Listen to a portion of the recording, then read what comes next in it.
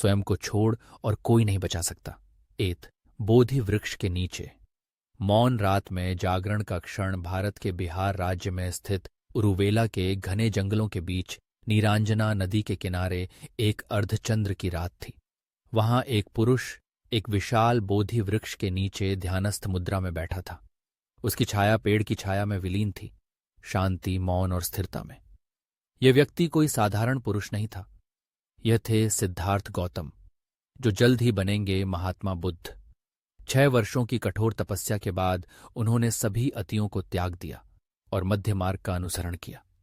उसी रात उन्होंने गहन ध्यान में प्रवेश किया और संसार चक्र के असंख्य जीवन देखे, दुख का मूल कारण समझा और मुक्त होने का मार्ग पाया।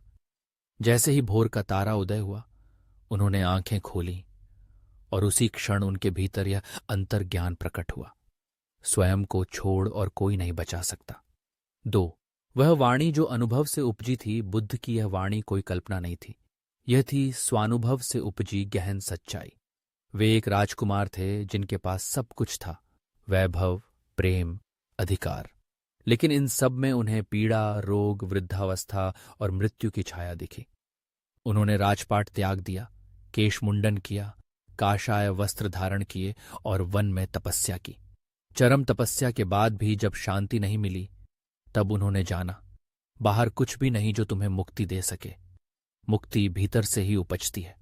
जब उनसे पूछा गया कि वे कौन हैं, तो उन्होंने केवल इतना कहा, मैं वह हूं जो जाग गया है। और उन्होंने उपदेश दिया, स्वयं दीप बनो, अपने आप में शरण लो, किसी अन्य में नहीं। 3 भीतर का दीपक। समुद्र में डूबते मनुष्य की कथा 2,500 वर्ष बाद तिब्बत की एक ऊंची बर्फीली पहाड़ी पर एक वृद्ध भिक्षु अपने युवा शिष्य को यही उपदेश दे रहा था। हवा में प्रार्थना के झंडे फड़फड़ा रहे थे और नीचे बादलों का समुद्र फैला था। वृद्ध भिक्षु ने कहा, एक बार एक आदमी समुद्र में गिर गया। उसके पास नाव नहीं थी, किनारा नहीं था। हर लहर के साथ वह चिल्लाता, रोता और किसी के आने की आशा करता। एक दिन भीतर से एक स्वर आया, चिल्लाना बंद करो, तैरना सीखो। शिष्य आश्चर्यचकित रह गया। भिक्षु मुस्कराया, यही बुद्ध का उपदेश है। इस संसार सागर में कोई तुम्हें पार नहीं करवा सकता, तुम्हें स्वयं तैरना सीखना होगा। 4 उद्धार की भ्रांति। जब लोग दुखी होते हैं तो अक्सर वे बाहरी सहायता खोजते हैं, किसी ईश्वर की शरण में, किसी चमत्कार की आशा में, या धन से पुण्य खरीदने की इच्छा में।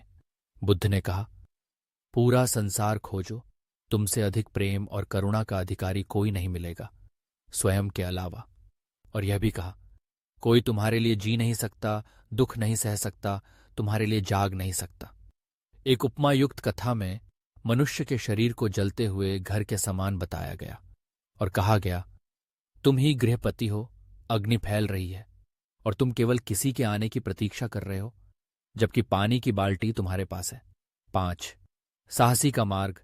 स्वयं उठना। एक बार बुद्ध अपने पिता राजा शुद्धोधन से मिलने कपिलवस्तु लौटे। राजा ने पूछा, पुत्र, तुमने कौन सी गुप्त विद्या पाई?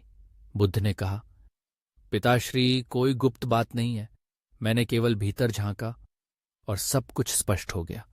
सच्चा चमत्कार बाहर नहीं, भीतर की जागरूकता, करुणा और विवेक में है। 6 किस्सा गौतमी की कथा। एक मां जिसने स्वयं को बचाया। किस्सा गौतमी का एकलौता पुत्र मृत्यु को प्राप्त हुआ। वह पागल सी हो गई, शव को लेकर घर घर भटकी, कोई उसे पुत्र को जीवित नहीं कर पाया। वह की बुद्ध के पास गई। बुद्ध ने कहा, मुझे उस घर से राई, सरसों के दाने लाकर दो जहां कभी मृत्यु नहीं हुई।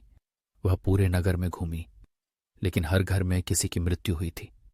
अंततः वह थक कर बैठ गई और अंतर्ज्ञान हुआ, मृत्यु तो सबको आती है।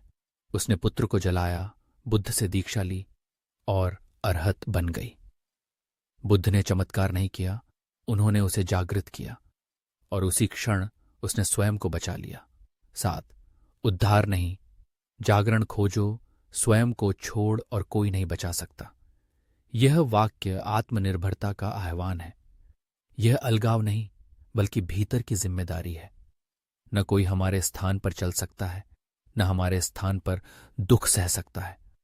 जंगल में एक घायल हिरण को उसका झुंड देख सकता है, पर कोई उसके स्थान पर खड़ा नहीं हो सकता।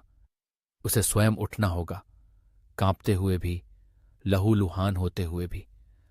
और वही पहला कदम मुक्ति की ओर पहला कदम है। 8 बुद्ध मार्ग दिखाते हैं। चलना स्वयं को है। बुद्ध ने अष्टांगिक मार्ग बताया।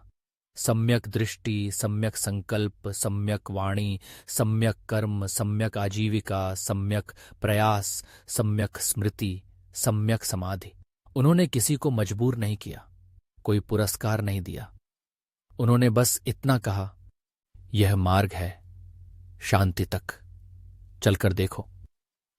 जैसे कोई पूर्व दिशा की ओर संकेत करे। प्रकाश भीतर तभी आएगा जब तुम खिड़की खोलो। 9 आज जो दुखी है उनके लिए शब्द। यदि आज तुम किसी हानि, धोखे, अकेलेपन या निराशा में हो तो जान लो, कोई नहीं आएगा तुम्हें बचाने, कोई नहीं मिटा सकता तुम्हारा दुख। लेकिन सौभाग्य की बात यह है कि तुम कर सकते हो। बुद्ध बनने की आवश्यकता नहीं, बस प्रत्येक दिन शांति से बैठो, भीतर झांको, सच्चाई से जियो, करुणा से बोलो, ध्यान से कर्म करो। धीरे धीरे भीतर का दीप स्वयं जल उठेगा।